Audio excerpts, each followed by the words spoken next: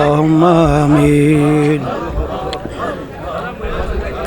اگر از جانب معشوق نباشد کشش طالب عاشق بیچاره نرسد بجای ও মাবুদ গো, এক ফোঁটা পানি দিয়েই বনি আদমকে বানায়া এই দুনিয়াতে কয়েকদিন ঘুরাইয়া ফিরাইয়া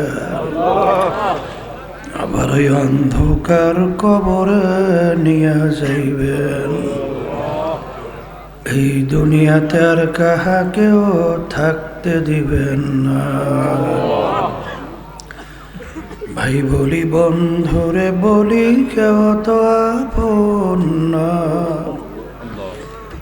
ভাবিয়া চিন্তা করিয়া দেখিলাম মাওলা, ওই অন্ধকার কবরে আপনি ছাড়া কেহ আপন হবে না। রব্বানা আতিনা ফিদ দুনিয়া হাসানাতাও ওয়া ফিল আখিরাতি হাসানা ওয়া কিনা আযাবান নার। রব্বির হামহুমা কামা রব্বায়ানি সগীরা। সুবহান রাব্বিকা রব্বিল ইজ্জাতি আম্মা ইয়াসিফুন ওয়া সালামুন আলাল মুরসালিন walhamdulillahi rabbil alamin.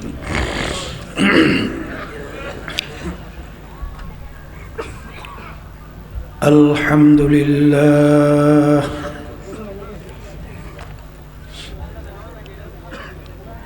alhamdulillah nahmaduhu wa nasta'inuhu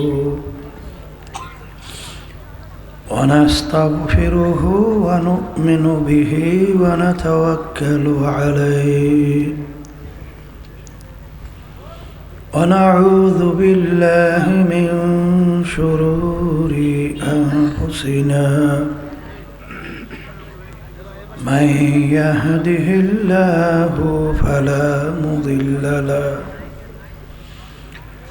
ومن يضلله فلا هادي له ونشهد أن لا إله إلا الله وحده لا شريك له ونشهد أن محمدًا عبده ورسوله. أما بعد فأعوذ بالله من الشيطان الرجيم. بسم الله الرحمن الرحيم.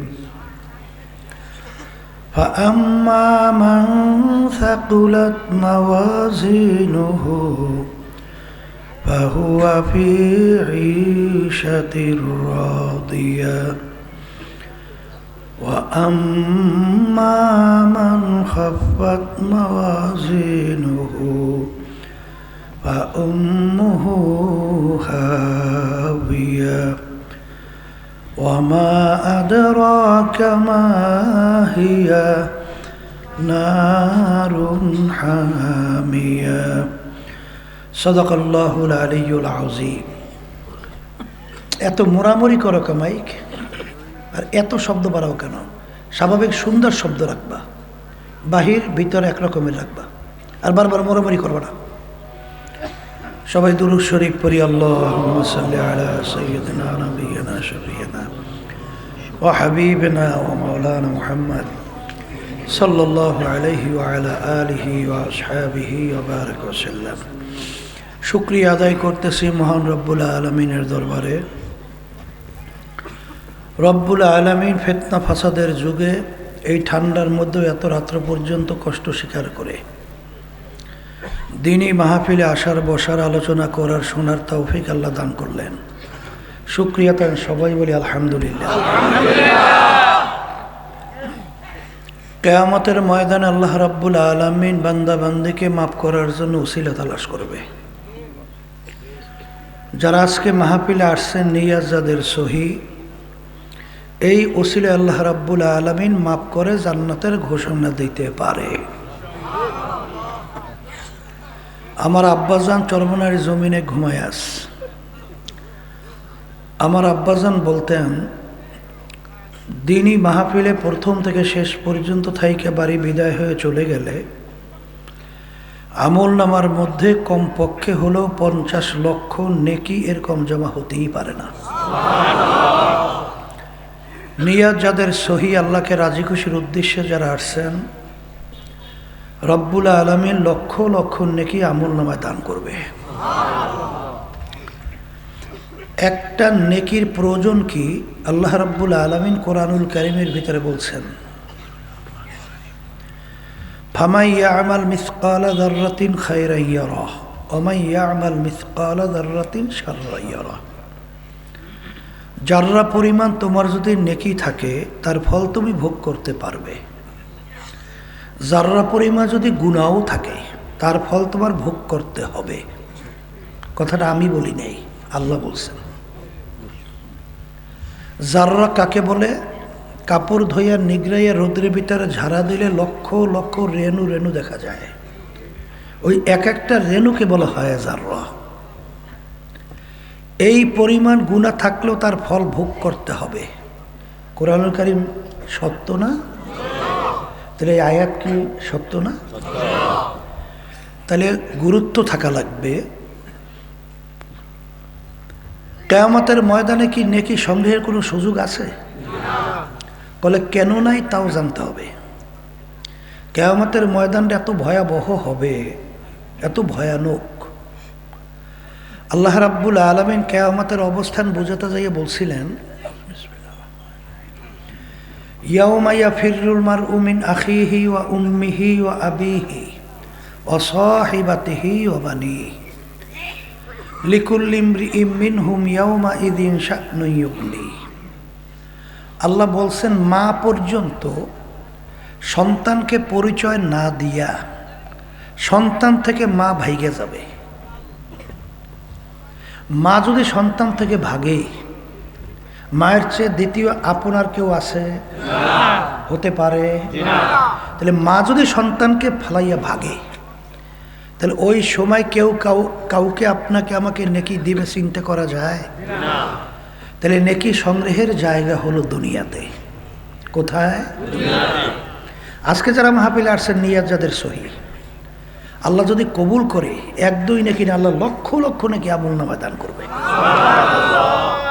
তাই মাহফিলে যারা আসছি জিসিনে ঠকছি, হ্যাঁ, কিন্তু এক শ্রেণীর দেখবেন মুসলমানের ঘরে জন্মগ্রহণ করার পরেও তাদের কাছে আমাদের এই কথার কোনো গুরুত্ব নাই, বরঞ্চ আমাদের কথাগুলো নিয়ে তারা হাসে, টিটকারি মারে। কথা ঠিক না? আমি আমার বাজানদেরকে বলবো, পর্দা আলে মা বোনরা যারা শুনতেছেন, শোনেন, ওলামায়ে কেরামদের দায়িত্ব কি? নায়েবে রাসূল, আল্লাহর হাবিবের প্রতিনিধি, ওয়ারিস, ইলমের ওয়ারিস। আল্লাহর হাবিব কি আমাদের মাঝে আসবে? কিয়ামত পর্যন্ত হক্কানি ওলামায়ে কেরাম কোরআন এবং হাদিসের কথা আমাদেরকে শোনাবে। কে মানবে বা না মানবে, এইটা জোর কইরা মানাবার দায়িত্ব কোনো আলেমদের না, কারো না। এই জন্য ওলামায়ে কেরাম দেখবেন বয়ানের পরে পরে, ওয়ামা আলাইনা ইল্লাল বালাগ, আমাদের দায়িত্ব তোমাদের কাছে পৌঁছানো। কে মানছো কে না মানছো এটা আমাদের জোর কইরে মানানো দায়িত্ব আমাদের না, এটা বুঝবা আল্লাহর সঙ্গে। কথা ঠিক কিনা? আজকে দুনিয়ায় টাকা ছাড়া কিন্তু চলা যায় না, কিয়ামতের ময়দানেও নেকি ছাড়া চলে না। আর এই নেকি সম্বল সংগ্রহের জায়গা কিন্তু দুনিয়াতে। আজকে যারা মাহফিলে আসছেন, নিয়ে যদি সহি থেকে আল্লাহ লক্ষ লক্ষ নেকি আমল নামায় দান করবে। তাহলে আমরা যারা আসছি আমরা জিতছি, কথা ঠিক কিনা? শোনেন, বর্তমানে আধুনিকতার যুগ, বৈজ্ঞানিকদের যুগ, বর্তমানে এক কথায় কি বলে ওটাকে, আধুনিকতার একেবারে বলতে গেলে শেষ প্রান্তের যুগ। এই যুগের মধ্যে কোরআনুল কারীম এখন আমাদের মাঝে চ্যালেঞ্জ হিসাবে আছে না? এই 1500 বছরের ভিতরে বহুত ইসলামের শত্রু দুনিয়া থেকে গেছে না? বর্তমানে আছে না? কোরআনুল কারীমের ভিতরে চ্যালেঞ্জ দেওয়া, যালিকাল কিতাব লা রাইবা ফিহ, এই কিতাবে কোনো ভুল সন্দেহ নাই। আজ পর্যন্ত কেউ ভুল বের করতে পারে নাই, পারবেও না। যারাই রিসার্চ করছে তারাই কালিমা পড়ে মুসলমান হয়ে গেছে। এর বাস্তবতা কি বহুত আছে না নাই? আমাদের পাশের রাষ্ট্র ভারত, শিব শক্তি মহারাজ নাম শুনছেন? শিক্ষার দিক থেকে দুনিয়ার ভিতরে উল্লেখযোগ্য, 12 ভাষার উপরে পাণ্ডিত্য অর্জন করছিল, 7-8টা ভাষার উপরে ডক্টরেট ডিগ্রি অর্জন করছিল, অক্সফোর্ড বিশ্ববিদ্যালয় সহ উল্লেখযোগ্য বিশ্ববিদ্যালয়, দুনিয়া শিক্ষার দিক থেকে বড় পাণ্ডিত। অর্থের দিক থেকে প্রায় শত শত কোটি টাকার মালিক, বৃদ্ধাশ্রম সহ 3টা আশ্রমের মালিক ছিল। সম্মানের দিক থেকে কোটি কোটি হিন্দু তাকে ধর্মীয় ভগবান মাইনা সামনে হাত জোর করিয়া নমস্কার দিত। সম্মানের দিক থেকে উচ্চে, টাকা পয়সার দিক থেকে অভাব নাই, শিক্ষার দিক থেকে উচ্চে। কিন্তু তিনি যখন রিসার্চ করলেন কোরআনুল কারীম অন্যান্য আসমানি কিতাব নিয়ে, তিনি কিন্তু নিজেই কালিমা পড়ে মুসলমান হয়ে গেছে। এরশাদ সাহেব যখন প্রেসিডেন্ট ছিল বাংলাদেশেও আসছিল, নাম রাখছিল পরে ডক্টর ইসলামুল হক। অনেকের মুরব্বীদের জানার কথা, বিভিন্ন জেলায় ঘুইরা দিনের দাওয়াত দিয়া মালয়েশিয়া চলে গেছিল। হায়াত শেষ হওয়ার পরে দুনিয়া থেকে বিদায় হয়ে চলে গেছে। আল্লাহ তার দরজা বেহেশতে বুলন্দ করে দেয়। এইরকমভাবে দেখবেন, কিছুদিন আগে আমেরিকার এক পাদ্রি খ্রিস্টানদের ধর্ম যাজক, সেও কিন্তু রিসার্চ করে কিছুদিন আগে কালিমা পড়ে মুসলমান হয়ে গেছে। কিছুদিন আগে আমেরিকার এক মহিলা পণ্ডিত কোরআনুল কারীমের সূরা নামাল নিয়ে যখন নাকি রিসার্চ করছে, রিসার্চ করার পরে দেখে মৌমাছির সঙ্গে আল্লাহ রাব্বুল আলামিন যা যা বলছেন এক বিন্দু কোনো তার পার্থক্য নেই, পুরোপুরি মিলে গেছে। তিনিও নিজে কালিমা পড়ে মুসলমান হয়ে গেছে। কানাডা ইউনিভার্সিটি টরন্টো রাজধানী কেরি মিরল গণিত এবং যুক্তিশাস্ত্রের উপরে পাণ্ডিত্য অর্জন করছিল, খ্রিস্টান এবং পাদ্রিও। বাইবেলের উপরে তার অনেক অনেক জানা এবং অনেক পাণ্ডিত্য অর্জন করছে। তিনি যখন আহমদ দিদারের সঙ্গে ডিবেট করতে যাইয়া কোরআনুল কারীম নিয়ে রিসার্চ করল, দেখে কোরআনুল কারীম যা যা বলছেন সব ঠিক, নিজে কালিমা পড়ে মুসলমান হয়ে গেছে। এরপরে আমার বাজানদেরকে বলবো, পর্দা আলে মা বোনরা যারা শুনতেছেন, কয়েক বছর পূর্বে আমেরিকার 3 জন বৈজ্ঞানিক চন্দ্রের দেশে গেছিল। যাইয়া দেখে চন্দ্রের ভিতরে একটা ফাটল, যন্ত্র দিয়ে পরীক্ষা করে দেখে প্রায় 1400-1450 বছর বয়স হয়ে গেছে ফাটলের বয়স। দুনিয়াতে আসার পরে 16 মুসলমানদের নবী ছিল। যখন পাহাড়ের উপরে উঠে আঙ্গুল ইশারা করছে, চাঁদ 2 টুকরো হয়ে 2 দিকে পড়িয়ে গেছে। আবার ইশারার মাধ্যমে চাঁদ মিললে চাঁদ হয়ে গেছে। এর ভিতরে একজন ছিল নীল আর মাস্টার, তিনি নিজেই কালিমা পড়ে মুসলমান হয়ে গেছে। মরিস বুকাইলি ফ্রান্সের বিশ্ববিখ্যাত বৈজ্ঞানিক, তিনি বিশেষ করে আসমানি কিতাবের সংখ্যা 104। কত? 104। এর ভিতরে উল্লেখযোগ্য কিতাব হলো 4টা, কোরআনুল কারীম, তাওরাত, ইনজিল, জাবুর। তিনি আসমানি কিতাব বিশেষ করে তাওরাত, ইনজিল, জাবুর, কোরআনুল কারীম নিয়ে রিসার্চ করছে। তিনি দেখে যে লন্ডনের তাওরাত আমেরিকা তাওরাতের সঙ্গে পূর্ণ কোনো মিল নাই, জাবুরেরও কোনো মিল নাই, ইনজিলেরও কোনো মিল নাই, কিন্তু কোরআনুল কারীম দুনিয়ার যে কোনো প্রান্তে তিনি রিসার্চ করে দেখে নোক্তারও পরিবর্তন নাই। তখন তিনি চিন্তা করলেন ব্যাপার কি, আসমানি অন্য অন্য কিতাবগুলো পরিবর্তন, কিন্তু কোরআনুল কারীম পরিবর্তন হয় না, কারণ কি? তখন তিনি রিসার্চ করতে যেয়ে দেখে যে আল্লাহ রাব্বুল আলামিন অন্য অন্য কিতাব নাজিল করছেন, কিন্তু ওর সংরক্ষণের দায়িত্ব আল্লাহ নিজে নেয় নাই। কিন্তু কোরআনুল কারীম নাজিল করার পরে আল্লাহ রাব্বুল আলামিন বলে ইন্না নাহনু নাযালনা যিকরা ওয়া ইন্না লাহু লাহাফিজুন। আল্লাহ বলছেন কোরআনুল কারীম নাজিল করলাম আমি, ওর সংরক্ষণ হেফাজতের দায়িত্ব নিলাম আমি। যার কারণে তামাম দুনিয়া সব শক্তি একত্রিত হইয়াও কোরআনুল কারীমের ভিতরে ভুল বের করতে পারে নাই, পারবেও না, ধ্বংসও করতে পারবে না। কারণ আল্লাহ রাব্বুল আলামিন কোরআনুল কারীম কিভাবে হেফাজত করে? ছোট ছোট, কালকেই মনে হয় 7 বছরের একটা বাচ্চা, ও কোরআনুল কারীমে 30 পারার হাফেজ হয়ে গেছে। চিন্তা করা যায়? হ্যাঁ, 30 পারা কোরআনুল কারীম এক দাঁড়ায়, আলিফ লাম মিম থেকে শুরু করে নাস পর্যন্ত এক দাঁড়ায় টানা তেলাওয়াত করে শোনায়। এর ধ্বংস কিভাবে করবে? পারবে? তাইলে আমি আমার বাজানদেরকে বোঝাতে চাই, যারা একটু ইংরেজি বাংলা পড়িয়া ধরাকে সরা জ্ঞান মনে করেন না, আমি সেই বাজানদেরকে বলবো, পর্দা আলে মা বোনরা যারা শুনতেছেন, কোরআনুল কারীম কিন্তু সত্য। কথা ঠিক না বে? ঠিক। তা কোরআনুল কারীম যদি সত্য হয়, কোরআনুল কারীমের ভিতরে আল্লাহ যা যা বলছেন তাও তো সত্য। এই আল্লাহ রাসূল সাল্লাল্লাহু আলাইহি ওয়াসাল্লাম উপাধি ছিল কি? আল আমিন। শুনছেন কি উপাধি? কি আল আমিন? কি সত্যবাদী বিশ্বাসী। এই যে সত্যবাদী বিশ্বাসী আল আমিন, এটা কি মুসলমানরা লক্ষ্য দিতেছে না কাফেরেরা? হ্যাঁ, তা কাফেরেরা উপাধি দিয়েছে যে এর সে সত্যবাদী আর দ্বিতীয় দুনিয়াতে নাই, আর কোনোদিন হইতে পারে না। কথা ঠিক কিনা? আল্লাহ রাসূল সাল্লাল্লাহু আলাইহি ওয়াসাল্লাম তার ইনসাফ দেখেন। হালিমা সাদিয়ার কথা শুনছেন না? শুনছেন? দুধ মা,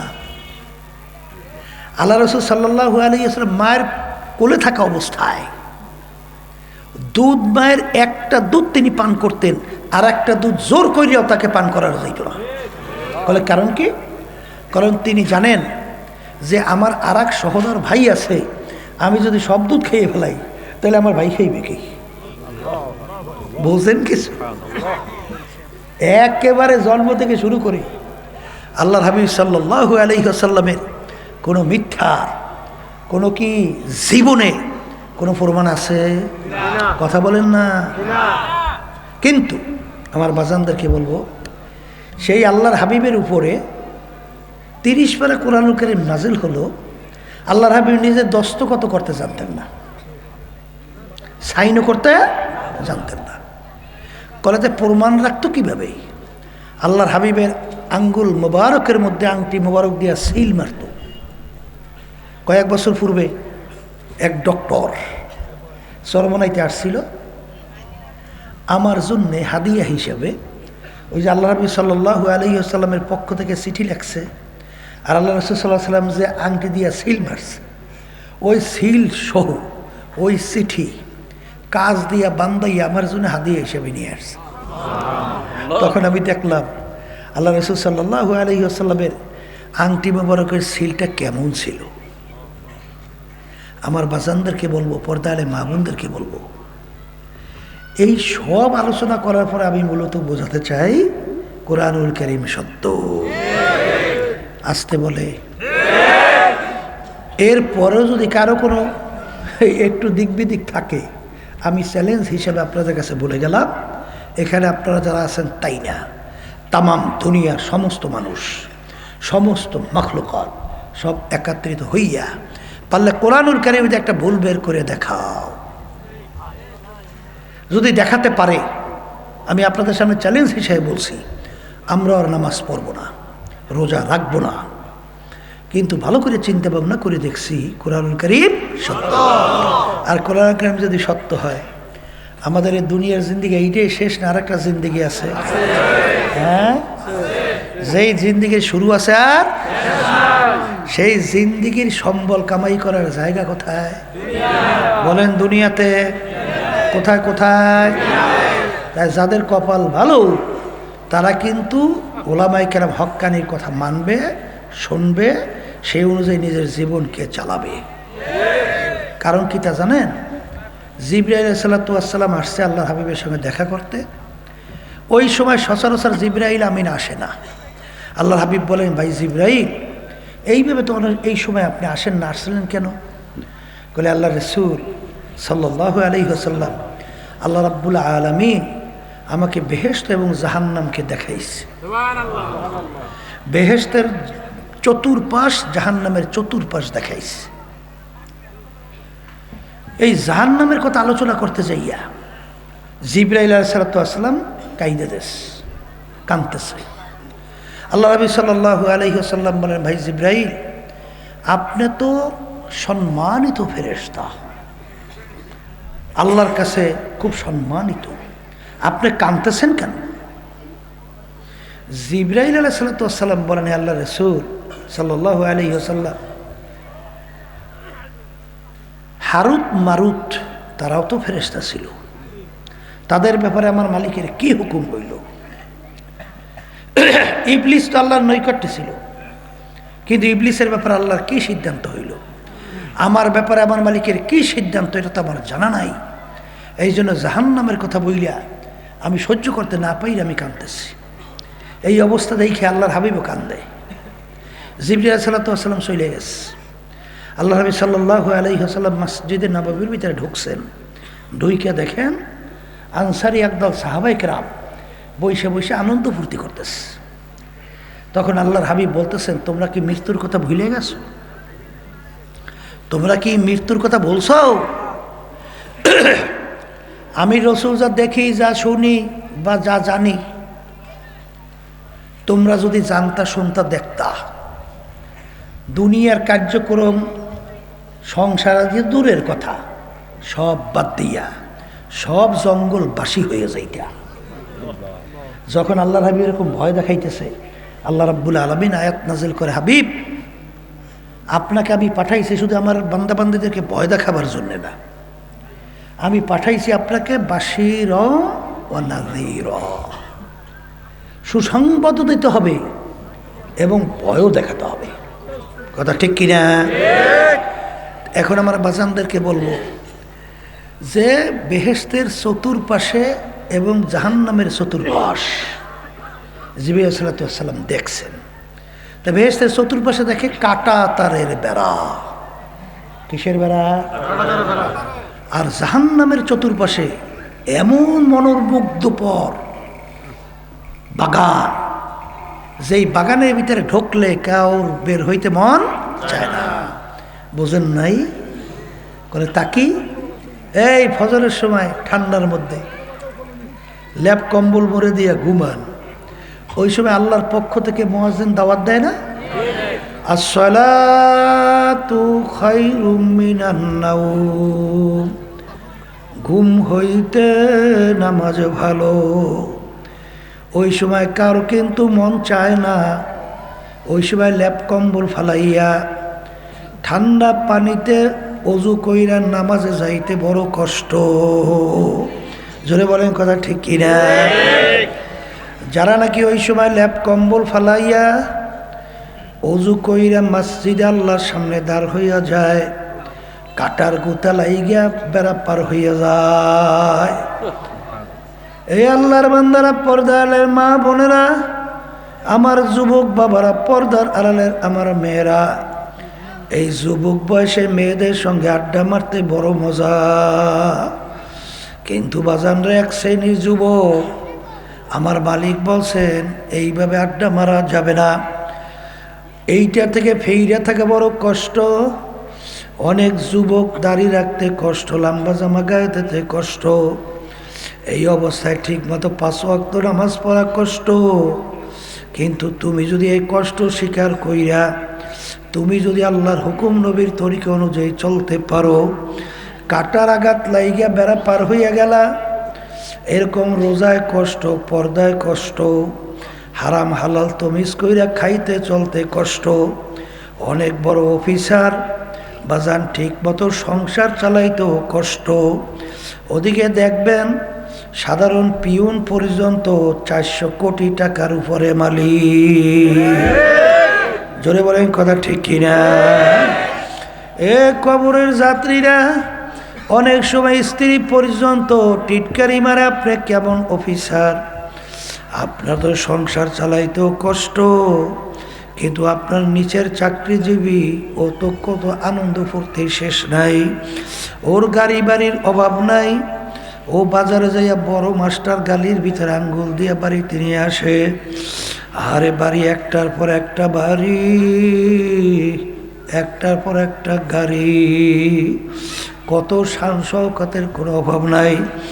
ওই অবস্থায় আল্লাহর বান্দা, আল্লাহর হাবিব বলছেন যে হারাম মালের দ্বারা রক্ত এবং গোশত তৈরি হবে, তার জায়গা জাহান্নাম ছাড়া হবে না।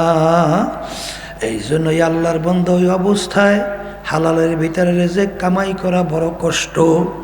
কাটার বেড়া পার হইয়া গেল, বেহেশতে আগাইয়া গেল, এরকম যাইতে যাইতে যখন হায়াতের বেড়া পার হবে, আল্লাহু আকবার, আল্লাহ রাব্বুল আলামিন বলবে, ও ফেরেশতারা, আমার বান্দা বান্দি বড় কষ্ট কইরা বেহেশত কামাই করছে, ওকে বেহেশত না দেখাইয়া মউত করিও না। ওই আল্লাহর বান্দা বান্দি স্বপ্নের মতো দেখতে থাকবে, আল্লাহু আকবার, বেহেশতের দরজাগুলা টাস টাস করে খুইলে গেছে, আহারে জওয়াহেরের মালা নিয়ে হুরেরা অপেক্ষা, আহলান সাহলান, মারহাবা মারহাবা। এই অবস্থায় খুশিতে তার রুহু কোন জায়গা থেকে বের হবে আল্লাহর বান্দা বান্দি টেরও করতে পারবে না।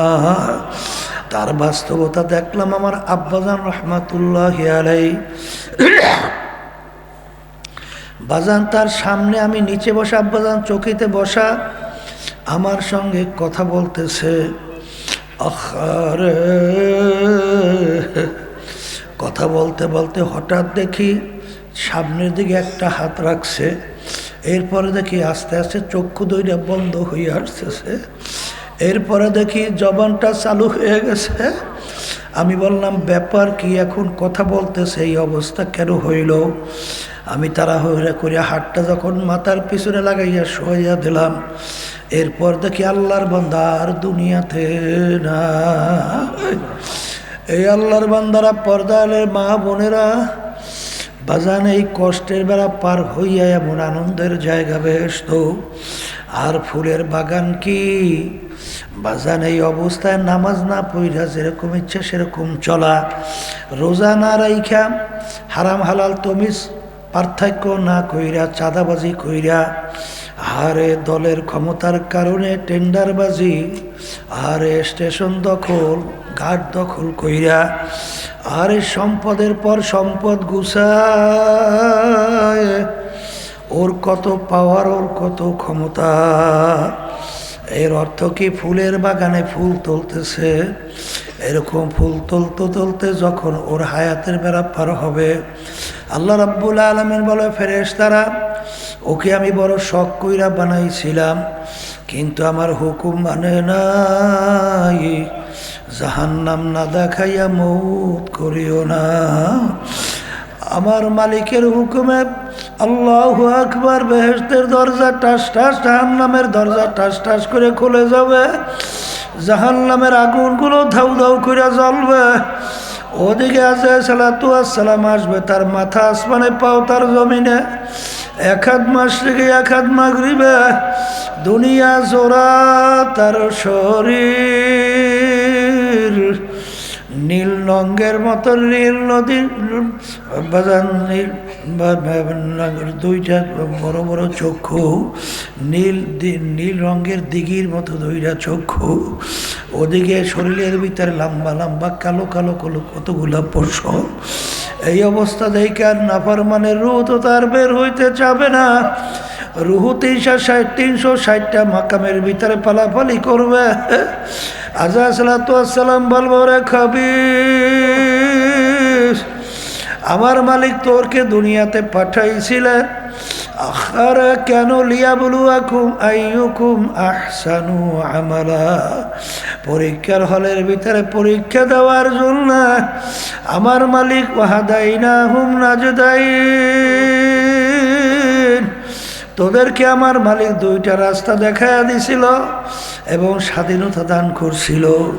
তুই ইচ্ছা করলে বেহেশতের রাস্তাও চলতে পারতি, ইচ্ছা করলে তুই জাহান্নামের রাস্তায়ও চলতে পারতি, কিন্তু বেহেশতের রাস্তায় না চলে জাহান্নামের রাস্তায় চলার কারণে আমার মালিক তোর হায়াতের বেড়া শেষ কইরা এখন তোর রুহু কবজ করার জন্য আমাকে পাঠাইছেন।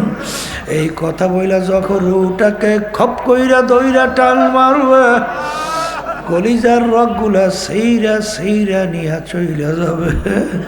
আল্লাহ আপনি আমাকে আমাদের সবাইকে মাফ কইরা দিয়ে। এ দুনিয়াদার পাগল আমার বাবারা, ইব্রাহিম আলাইহিস সালাতু ওয়াস সালাম, তার সঙ্গে একদিন আজরাইল আলাইহিস সালাতু ওয়াস সালামের সঙ্গে দেখা। ইব্রাহিম আলাইহিস সালাতু ওয়াস সালাম বলে, ভাই আজরাইল, আপনার নাফরমানের রুহু কোন সূরাতে কবজ করবেন, এই সূরাটা একটু আমাকে দেখান। আজরাইল বলে, আল্লাহর নবী,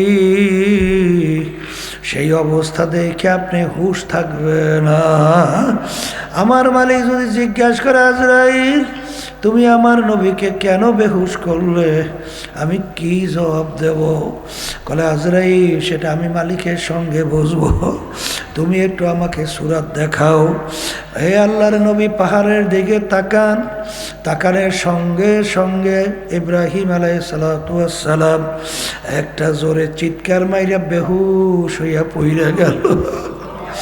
আল্লাহ রাব্বুল আলামিন বলে, আজরাইল, মোমেনাতের রুহু তুমি যে সূরাতে কবজ করো, ওই সূরাতে আমার খলিলের সঙ্গে দেখা দাও, নাহলে আমার খলিলের হুশ আসবে না। এই জন্য আমার বাজানদেরকে বলবো, পর্দালে মা বোনদেরকে বলবো, এ দুনিয়াদার পাগল আমার বাবারা, এ পর্দার আড়ালের মা বোনেরা, আল্লাহর হাবিব সাল্লাল্লাহু আলাইহি ওয়াসাল্লাম তার অল্প বয়সে তার দাড়ি মোবারক পাইকা গেছিল, তার পিঠ মোবারক গুজো হয়ে গেছিল। সাহাবায়ে কেরাম বলে, আল্লাহর রাসূল, এত অল্প বয়সে আপনার পিঠ মোবারক কেন গুজা হলো, এত অল্প বয়সে আপনার দাড়ি মোবারক কেন পাকলো? আল্লাহর হাবিব সাল্লাল্লাহু আলাইহি ওয়াসাল্লাম বলেন, এ আমার সাহাবারা, আমি যা দেখি তোমরা তো দেখো না, আমি যা জানি তোমরা তো জানো না, আমি রাসূল যা শুনি তোমরা তো শোনো না। আমার মালিক কুরআনুল কারীমের মধ্যে বেনমাজি যারা ঠিক মতো 5 ওয়াক্ত নামাজ পড়ে না, বেরোজগাররা যারা ঠিক মতো রমজানের রোজা রাখে না, যারা বেপরদায় চলে, যারা হারাম হালাল তমিজ করে খায় না, চলে না, যাদের উপরে হজ যাকাত ফরজ হওয়ার পর আদায় করে না, যারা সুন্নাত তরিকার উপরে চলে না, এক কথায় যারা মিথ্যার ভিতরে লিপ্ত, যারা জুলুমের ভিতরে লিপ্ত, যারা চাঁদাবাজির ভিতরে লিপ্ত, যারা বিভিন্ন খুন খারাপির ভিতরে লিপ্ত, এদের ব্যাপারে আমার মালিক যে জাহান্নামের আযাবের ঘোষণা দিয়েছে, ওই 1 সেকেন্ডের আযাব সহ্য করার শক্তি দুনিয়ার কোনো মানুষের নাই। আমি রাসূল চিন্তা করি আমার উম্মত কিভাবে জাহান্নামের আগুনে জ্বলবে,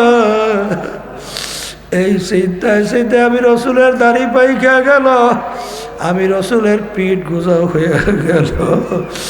এ দুনিয়াদার পাগল আমার বাবারা, পর্দালের মা বোনেরা, ভালো করে মনকে বুঝাও। আমরা দুনিয়াতে কেউ ইচ্ছা করে আসি নাই, ইচ্ছা করে কেউ থাকতে পারি নাই, ইচ্ছা করে কেউ থাকতেও পারবো না। আসছি আমার মালিকের ইচ্ছা, আসিও মালিকের ইচ্ছায়, রওনাও কিন্তু করা লাগবে আমার মালিকের ইচ্ছায়। এই দুনিয়ার কয়েকটা দিন আমরা কিভাবে থাকবো, এই দুনিয়াটাকে আমরা কিভাবে মনে করব?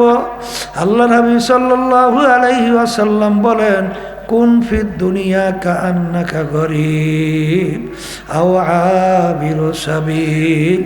হে আমার উম্মতেরা, দুনিয়াটা হলো একটা মুসাফিরখানা। মুসাফিরখানায় মানুষ যেভাবে থাকে তুমিও এইভাবে থাকো। আরে কারণ দেখতে না দেখতে দুনিয়ার জিন্দেগি শেষ হয়ে যায়, আর আখিরাতের জিন্দেগি শুরু হবে আর শেষ নাই। বাজার আসলে আমিনু কামা আমানান নাস। আল্লাহ রাব্বুল আলামিন বলছেন, তোমরা ঈমান আনো সাহাবায়ে কেরাম যেভাবে ঈমান আনছিল। সাহাবায়ে কেরামদের ঈমান কেমন ছিল? সাহাবায়ে কেরামদের ঈমান যদি দেখেন, বিশ্বাসটা যদি দেখেন বা পরে তারা কিভাবে এই কথা বিশ্বাস করছিল। বাজান ওমর রাদিয়াল্লাহু তাআলা আনহু অর্ধেক দুনিয়ার রাজত্ব করছিলেন, বাংলাদেশের মতো প্রায় 200 দেশের রাজা। বাজার এই বাংলাদেশটা 200 দেশের মতো দেশের রাজা। তার ইতিহাস পড়লে দেখবেন তিনি আল্লাহর ভয়, আল্লাহর আযব গজবের ভয়, জাহান্নামের ভয়, কানতে কানতে গালে দাগ পইরা গেছিল। লোকেরা বলে আমি আরে ঔষধ লাগান ভালো হইয়া যাবে। তিনি বলেন, ও আমার সাথীরা, কিয়ামতের ময়দানে আমার মালিক যখন জিজ্ঞাসা করবে, ওমর কি আমল আমার কাছে নিয়ে আসছো, বলবো মালিক তোমার ভয়, তোমার জাহান্নামের ভয়, কানতে কানতে দাগ পরাইয়া নিয়ে আসছি। আজান উসমান গনি রাদিয়াল্লাহু তাআলা আনহু, তার ইতিহাস পড়লে দেখবেন এই বাংলাদেশের মতো প্রায় 350 দেশের রাজত্ব করছিলেন। বাজান তিনি অনেক সময় কবর দেখলে এমনভাবে অজরে কান্না শুরু করতেন, কানতে কানতে অনেক সময় দাঁড়া অবস্থায় ঠাস কইরা বইসে পড়তো। লোকেরা বলে, হুজুর কবর দেখলে আপনি এরকম কেন অস্থির হইয়া যান? তখন তিনি বলে, ও আমার সাথীরা, আখিরাতের যেই কয়টা ঘাটি, তার প্রথম নম্বর ঘাটি হইল কবর। এই কবরে যার সঙ্গে ভালো ব্যবহার হবে, সামনের ঘাটিতে ভালো ব্যবহারের আশা করা যায়। এই জন্য আমি কবর দেখতে সহ্য করতে পারি না। যেই মামলার তদবির নাই, সেই মামলারও কিন্তু খালাস নাই। আল্লামা রুমি রহমাতুল্লাহি আলাইহি তিনি একটা ঘটনা লিখছিলেন। এক রাখাল কতগুলা গরু পালতো, গরুগুলাকে নিয়ে প্রতিদিন মরা ঘাসের ভিতরে বাইধা রাখত। পাহাড়ের কিনারায় তাজা তাজা ঘাস, ঘাসের কাছেও গরুগুলোকে নেয় না। গরুদের ভিতরে একটা তাজা গরু ডাক দিয়ে বলে, গরুরা রাখাল আমাদেরকে বোকা পাইয়া আখারে আমাদেরকে প্রতিদিন মরা ঘাস খাওয়ায়, পাহাড়ের কিনারায় তাজা ঘাস কাছেও নেয় না। আজকে যখন গলার থেকে রশি খুলবে, আমরা রাখালের সঙ্গে কেউ বাড়িতে যাব না, আমরা ওই তাজা ঘাস খাইতে পাহাড়ে যাব। অন্যান্য গরুরা বলে, গরু রাখাল আমাদেরকে ভালোবাসে বিধায় এই তাজা ঘাসের কাছেও নেয় না, কারণ ওখানে বড় বড় বাঘ আমরা যাওয়ার পরে ধরবে, সিনা ফাইরা রক্ত খাবে, এই জন্য আমাদেরকে ওখানে নেয় না। বাজান যখন নাকি রাখাল রশি গলার খুলল, সমস্ত গরু রাখালের সঙ্গে বাড়ির দিকে রওনা করলো। কিন্তু ওই তাজা গরু ওকে তো লেজ উপরে উঠাইয়া পাহাড়ের দিকে দৌড়ায়, আর অন্য গরু অন্য গরুকে গালি দেয়ার বলে, বোকারা তোরাই মরা ঘাস খা, আমি তাজা ঘাস খাইতে রওনা করলাম। ওদিকে রাখাল পিছনে যায় আর ডাক দিয়া বলে, গরু ফের, ও গরু তাজা ঘাস খাইতে যাইস না, পাহাড়ের কিনারায় বড় বড় বাঘ অপেক্ষা করতেছে, তুই তাজা ঘাস খাবি আর তোকে ধরবে সিনা ফাইরা রক্ত খাবে, যত আফসোস করবি আর তুই ফেরতে পারবি না। রাখাল যত চেষ্টা করে গরু তো আর ফেরে না। অন্য অন্য গরু নিয়ে রাখাল বাড়ির দিকে চলে গেল। ওই তাজা গরু মজার ঘাস পাইয়া খায় আর অন্য অন্য গরুকে গালি দেয়, হে বোকারা, আমার কথা তোরা মানলি না, আমি কত মজার ঘাস খাই, তোরা তাজা মজা ঘাস পাবি না। ওদিকে 3 দিন পর্যন্ত একটা বাঘ মাওলার দরবারে কান্দে, হে আমার দয়ার মালিক, আমাকে বানাইছেন, খোরাকি কি দিবেন না? বাঘের দোয়া মাওলাই কবুল কইরা যখন ফেললো, দেখে একটা তাজা গরু ঘাস খাইতেছে। বাঘ মালিকের দরবারে শুকরিয়া আদায় কইরা লেজে তাও দিয়া যখন গরুকে খপ কইরা ধইরা যখন সিনা ফাইরা রক্ত শোষণে শুরু করলো, গরু আফসোস করে আর বলে, আফসোস, কেন রাখালের রশি গলায় লাগাইলাম না? আজকে যদি রাখালের রশি গলায় লাগাইতাম, আজকে তো বাঘে আমাকে খাইতে পারে না। যত আফসোস করে বাঘে তো আর গরু ছাড়ে না। ঠিক আল্লামা জালালউদ্দিন রুমি রহমাতুল্লাহ আলাইহি লেখেন, হে দুনিয়ার মানুষ, আমরা উলামায়ে কেরাম হক্কানি কোরআন এবং হাদিসের রশি নিয়ে তোমাদের বাড়ির দরজায় আসছি, তোমাদের বাড়ির দরজায় আসছি। এখনো তোমাদের কপাল ভালো কোরআন এবং হাদিসের রশি গলায় লাগাও। দুনিয়ার আনন্দ ফুর্তি পাইয়া, চিত্ত বিনোদনের মজা পাইয়া এই মজার ঘাস খাইতে যাইও না। ওদিকে আমার মালিকের দরবারে একটা বাঘ কান্দে, ওই বাঘের নাম হলো জাহান্নাম। বাঘ কান্দে আর বলে, আমার দয়ার মালিক, আপনি আমাকে বানাইছেন, আমাকে কি খোরাকি দিবেন? বাঘের দোয়া মাওলাই কবুল করছে। বাজান আমার মালিক বলেন, ওয়াকুদুহান নাসু ওয়াল হিজারা উইদ্দাত লিল কাফিরিন। আমার মালিক বলে, জাহান্নামের আগুন জ্বালাবো মানুষ এবং পাথর দ্বারা। আসলে তোমার আমার চিন্তাও নাই, চেষ্টাও নাই, কিন্তু বাজান মুসা আলাইহিস সালাতু ওয়াস সালাম রওনা করলো। পথের পাশে দেখে একটা পাথর ঝার ঝার কান্দে। নবী মুসা বলে, পাথর তুমি কেন কান্দো? পাথর বলে, নবী গো, কোথায় রওনা করছেন? আল্লাহর সঙ্গে দেখা করার জন্যে। পাথর বলে, হে নবী, আপনি একটু আমার কথা মালিককে বইলেন যে একটা পাথর তোমার ভয়, তোমার জাহান্নামের ভয়, কানতে কানতে নহর জারি কইরা দিছে। পাথর তোমার জাহান্নামের আগুন থেকে মাপ চায়। যখন মুসা আলাইহিস সালাতু ওয়াস সালাম বললেন, আমার মালিক বলেন, হে জামানার নবী মুসা, পাথরকে বইলেন, ওকে আমি জাহান্নামের আগুনে জ্বালাবো না। মুসা আলাইহিস সালাতু ওয়াস সালাম আইসা বলেন, পাথর তোর কপাল ভালো, আমার মালিক তোর কান্না কবুল করছেন, তোকে জাহান্নামের আগুনে জ্বালাবে না। পাথরের কান্না বন্ধ হয়ে গেল।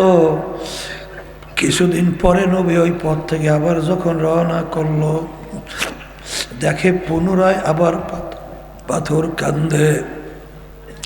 নবী ধমক দিয়া বলে, পাথর তুই কি আমার কথা বিশ্বাস করো নাই? তুই আবার কেন কান্দো? পাথর বলে, নবী গো, আপনার কথা আমি বিশ্বাস করছি, কিন্তু ভালো করে চিন্তা ভাবনা করে দেখলাম, আমি যদি না কানতাম আপনার নজরে আমি পড়তাম না, আর আপনার নজরে যদি আমি না পড়তাম, আমার কথা মালিকের কাছে বুঝি বলতেও পারতেন না। আর যদি আমার কথা বলতে না পারতেন, আমি পাথর বুঝি জাহান্নামের আগুন থেকে মাপও পাইতাম না। যেই কান্নার উসিলে আমি পাথর জাহান্নাম থেকে মাপ পাইলাম, আমি পাথর সিদ্ধান্ত নিলাম ওই কান্না আমি কিয়ামত পর্যন্ত আর ছাড়ব না। এই জন্য আমার বাজানদেরকে বলবো, আমার মালিক বড় দয়ার, বড় মায়ার। আমার মালিক বান্দাবান্দির চোখের পানি সহ্য করতে পারে না। হাদিসের মধ্যে আছে, মান বাকা মিন খাশিয়াতিল্লাহ হারামাল্লাহু তিলকাল আইনা আলান নার। যেই চোখ আমার মাওলার ভয়, মাওলার জাহান্নামের ভয়, আমার মালিকের আযাব ও গজবের ভয়, যেই চক্ষু কাঁদবে, ওই চক্ষুর জন্য জাহান্নামের আগুন হারাম হইয়া যাবে। এই জন্য যত আল্লাহর ওলিদের ইতিহাস পড়বেন, দেখবেন তারা কাঁদতে কাঁদতে মাওলার কবরে চলে গেছে। আমার আব্বাজান বলতেন যে এই মামলার তদবির নাই, তার কিন্তু খালাস নাই। আমার আব্বাজান রহমাতুল্লাহ আলাইহির মুখে শুনছি, দাদাজান রহমাতুল্লাহি আলাইহি ইন্তেকালের আগে আগে চোখের উপরে বসিয়া পাশেই কবরস্থান, তাকাইয়া তাকাইয়া পোলাপানের মতো ও করিয়া চিল্লাইয়া কান্দে, আর গাল বাইয়া বাইয়া পানি পড়ে, আর মালিকের দিকে ফিরা ফিরা ডাক দেয় আর বলে, হে আমার দয়ার মালিক, আপনি যদি আমাকে মাপ নাই করেন, ওই অন্ধকার কবরে আমি একা কেমনে থাকব রে। যেই কবরে বাতি নাই, যেই কবরে সাথী নাই, যেই কবরে বালিশ নাই, যেই কবরে বিছানা নাই। হে আল্লাহর বান্দারা, পর্দার মা বোনেরা, আল্লাহ রাসূল সাল্লাল্লাহু আলাইহি ওয়াসাল্লাম বলেন, কবর তোমাদেরকে দৈনিক ডাক দেয় আর সতর্ক করে, হে আব্দুল করিম, হে রহিমা খাতুন, হে রাজাউল করিম, আনা বাইতুল ওয়াহদা, আনা বাইতুজ যুলমা, আনা বাইতুজ যুর। আমি একাকীর ঘর, আমি অন্ধকারের ঘর, আমি পোকামাকড়ের ঘর। এমন ঘরে যাইতে হবে যেই ঘর নাই বাতি, এমন ঘরে থাকতে হবে যেই ঘরে নাই সাথী। হে বড় লোক আমার বাবারা, ধনী আমার বাবারা, শিক্ষিত আমার বাবারা, যারা দুনিয়ার আনন্দ ফুর্তির মোহে পইরা, যারা সম্পদের সম্মানের মোহে পইরা আখিরাতকে ভুলছেন, আমি সেই বাজানদেরকে বলবো, পর্দালে মা বোনদেরকে বলবো, কুল্লু নাফসিন যায়িকাতুল মাউত। বাজান, বড় মাছের মুখে যখন বড়শিওয়ালা বড়শি লাগায়, মাছ দৌড় দেয় আর বড়শিওয়ালা ঢিল দেয়, আর মাছ কেমন জানি বলে, বড়শিওয়ালা আমি তোমার থেকে ছুটে আসছি, আর বড়শিওয়ালা ডাক দিয়ে বলে, মাছ তোর মুখের ভিতরে আমি বড়শি লাগাইয়া ছাইরা দিলাম, তামাম পুকুর ঘুরবি। ঘুরতে ঘুরতে যখন দুর্বল হইয়া পেটখানা পানিতে ভাসাবি, আস্তের উপরে তোকে আমি ধইরা নিয়ে আসবো। ঠিক আজকে টাকার গরমে, ক্ষমতার গরমে, বংশের গরমে, শিক্ষার গরমে, সম্মানের গরমে, যারা ধরাকে সরা মনে না কইরা এমনভাবে দুনিয়ার ভিতরে চলো, মনে হয় যেন আল্লাহর কাছে আর যাইতে হবে না। কিন্তু আমার মালিক বলেন, কুল্লু নাফসিন যায়িকাতুল মাউত। তোদের মুখের ভিতরে আমি মৌতের বর্ষি লাগাইয়া ছাইরা দিলাম, তামাম দুনিয়া ঘর ঘর ঘর, করতে করতে যখন হায়াতের বেড়া পার করবি, যখন তো মৌতের বিছানায় পেটখানা ভাসাবি, যত ডাক্তার কবিরা চেষ্টা করুক না কেন, রাখতে কিন্তু আর পারবে না। এ কবরের যাত্রীরা, আমরা ওলামায়ে কেরাম এত কেন চিল্লাই, এত কেন তোমাদের পা হাতে ধরে? কারণ বাজানরা, ছোট মায়ের কোলের দুধ পানকারী 2-2.5 বছরের বাচ্চা, আখারে পানির খাটলায় যাইয়া পেয়ালা নিয়ে পানি নিয়ে খেলা করে, পানি পাইয়া খটকাট কইরা হাসে। খাটলায় কোনো লোক নাই। একটা বুঝদার লোক যখন পাশ থেকে রওনা করে, যখন দেখে বাচ্চা একা ঘাটলায় কোনো লোক নাই, তখন যার ভিতরে মানবতা আছে, সে কোনোদিন বাচ্চাকে ওই পানির পাশে রাইখা যাইতে পারে না, দৌড় দিয়া যাইয়া বাচ্চাকে ধরে। বাচ্চার পানির খেলার মজা যখন ছুইটা যায়, ও হাঁস দিয়ে আসবে তা না, তোমাকে ধৈর্য লাথি দেবে, কামড় দেবে, জোরে চিল্লাইবে, পানির ফুর্তি চাইরা যাইতে চায় না। কিন্তু বুঝতে ডাক দিয়ে বলে, বাচ্চারা তুমি তো পানির খেলার মজা পাইছো, পানি সম্পর্কে জানো না। যদি খেলতে খেলতে টুক ঘুরাইয়া পানির মধ্যে পইরা যাও, আর তো বাজার কোনো দিন বুঝি আর উঠবা না। ঠিক আল্লাহর বান্দারা, পর্দারের মা বোনেরা, আমরা হক্কানি ওলামায়ে কেরাম কোরআন এবং হাদিস অনুযায়ী দেখতেছি, এক শ্রেণী আল্লাহর বান্দা বান্দিরা দুনিয়ার আনন্দ ফুর্তি পাইয়া, চিত্ত বিনোদনে মজা পাইয়া, চাঁদাবাজিতে মজা পাইয়া, আহারে জুলুমে মজা পাইয়া, মিথ্যাচারে মজা পাইয়া, আহারে আনন্দ ফুর্তিতে মজা পাইয়া জাহান্নামের কিনারায় বসে খেলা করতেছে। ওদিকে আজরাইল আলাইহিস সালাতু ওয়াস সালাম পিছনে হাত পাইতে অপেক্ষায় আছে। যখন আমার মালিক বলবে আজরাইল ধর, ওই অবস্থায় যদি থাবা দিয়া বসে, আস্তের উপরে টুকরো হইয়া জাহান্নামের মধ্যে পইরা যাবা। বাজান আর তো বুঝে উঠতে পারবা। এই জন্য আমার ভাইদেরকে বলবো, পর্দারে মা বোনদেরকে বলবো, মুসলমান বলতেই কিন্তু মন চায় গুনার থেকে ফেরবে, নেকের কাজ করবে, আল্লাহর হুকুম নবীর তরিকা অনুযায়ী চলবে, তারপর দুনিয়া থেকে বিদায় নিয়ে কবরে যাবে। শয়তান এবং নাফস আম্মারা মানুষ, শয়তান তোমার আমার পিছনে শত্রু হিসেবে নেক কাজে বাধা দেয়।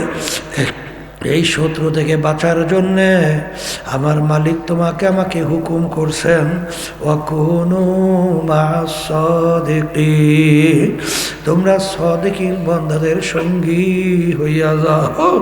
বাজান বাস্তবে দেখবেন, যারা হক্কানি আলেমদের সঙ্গে সম্পর্ক রাখে তাদের আমল আখলাক দেখবেন, আর যারা রাখে না তাদের আমল আখলাকের ভিতরে পার্থক্য আছে না নাই? দিন আর রাত্র পার্থক্য। যারা হক্কানি আলেমদের সঙ্গে সম্পর্ক রাখে, হুশ থাকতে জীবন থাকতে এক ওয়াক্ত নামাজ ছাড়ে না।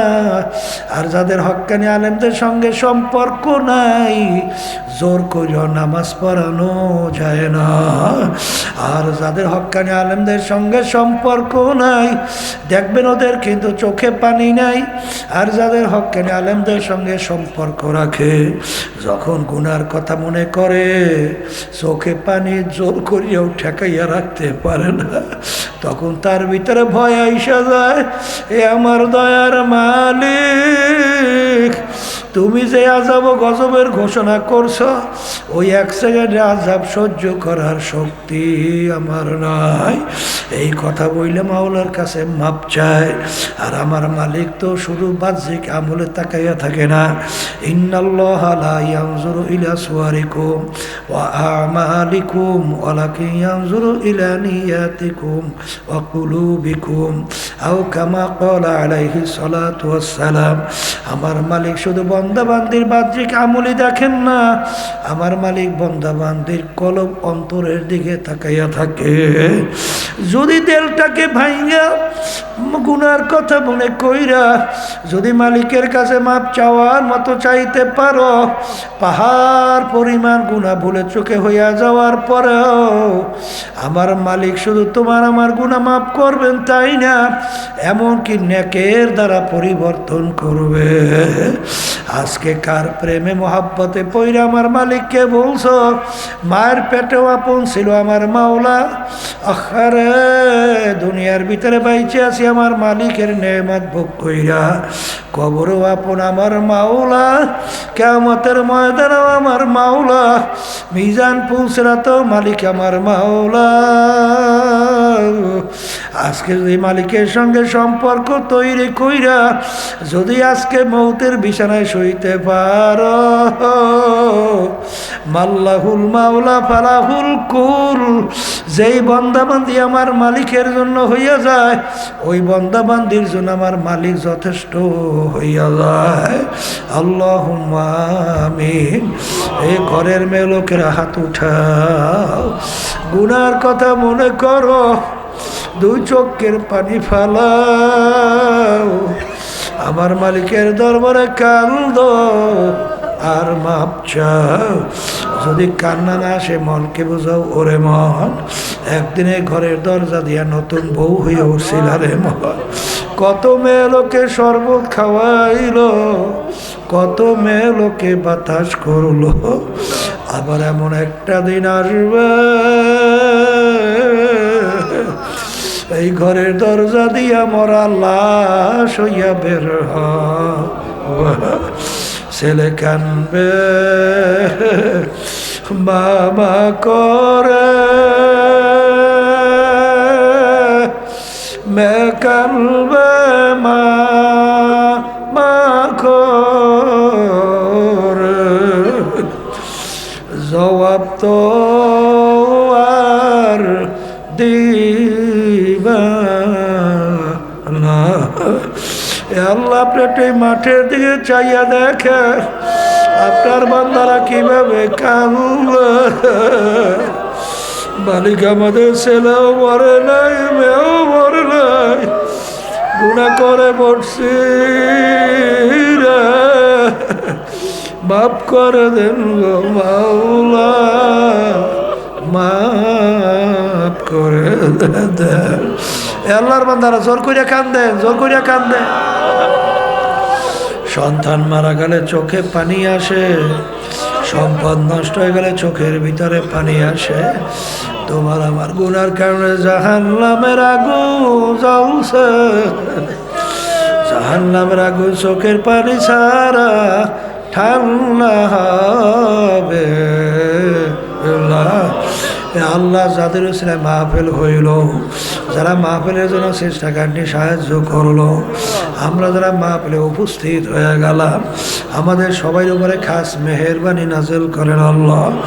আল্লাহ মাহফিলকে হেদায়েতের জরিয়া বানায়া দিয়েন। এ আমার দয়ার মালিক, আমরা যারা হাত তুললাম জানি না এই উপস্থিতি কার আম্মা, কার আব্বা, কার দাদা দাদু, নানা নানা আত্মীয় স্বজন ওই অন্ধকার কবরে শুয়ে আছে। আমাদের মুজাহিদ ভাইরা, আমাদের মা বোনেরা, দিনদারেরা ওই অন্ধকার কবরে যারা শুয়ে আছে, সবার কবরকে বেহেশতের বাগান বানায় দেন আল্লাহ। হককে আমাদের কাছে হক হিসেবে প্রকাশ করে দেন, বাতিলকে বাতিল হিসেবে প্রকাশ করে দেন। আমাদের সবাইকে হকের পক্ষে থাকার তৌফিক দান করেন আল্লাহ। বর্তমান সময়ে যে সিদ্ধান্ত নিলে আপনি খুশি হবেন আল্লাহ, ইসলাম দেশ মানবতার কল্যাণ হবে, এরকম সিদ্ধান্ত নিয়ে সেই পথে চলার তৌফিক আমাদেরকে দান করেন আল্লাহ। সবসময় সিদ্ধান্ত যাতে আপনি খুশি হন সেইভাবে নেওয়ার তৌফিক দান করেন। সুবহানা রাব্বিকা রাব্বিল ইজ্জাতি আম্মা ইয়াসিফুন ওয়া সালামুন আলাল মুরসালিন আলহামদুলিল্লাহি রাব্বিল আলামিন। একটা পাগড়ি বেরমল দেন, কেউ উঠছেন না। একজন আর একজনে এত জোরে মাইকটারে বাড়াইছে, মানে আলোচনার আগে